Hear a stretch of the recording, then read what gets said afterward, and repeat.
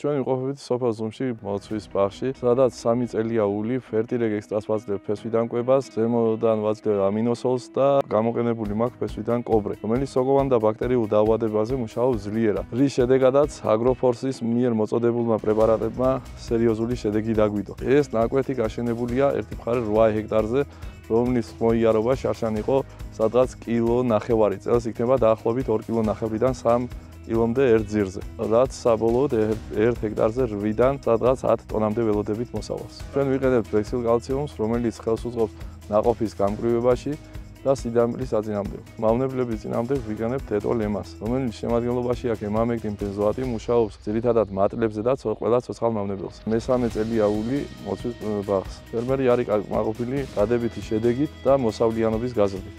მოგესალმებით. ახლა ჩვენ ვიმყოფებით წალენჯიხის რაიონის სოფელ ზუმში, მოცვის მეურნეობაში, რომელიც გაშენებულია 13 ჰექტარზე. ჩვენ ახლა ნაკვეთს წუმრობთ აგროფორსის პარტნიორი მაღაზია აგროერას წარმომადგენელთან ერთად ვაფასებთ ნაკვეთში არსებულ სიტუაციას. მოცვის პლანტაცია არის 4 წლის და ჯერ არ არის სრულწყმოვარობაში შესული. უკვე 3 წელზე მეტია მცენარის მოვლამოყანას ჩართული აგროფორსის პრეპარატები, როგორიცაა ფერტირეგ ექსტრა ამინოსოლი, კაოს XT, ფესვიდან ხდება კობრეს გამოყენება. ასევე მავნებლების წინააღმდეგ ვიყენებთ დეტოლი ემას. არსებული სიტუაცია გასული წლების მსგავსად არის კარგი.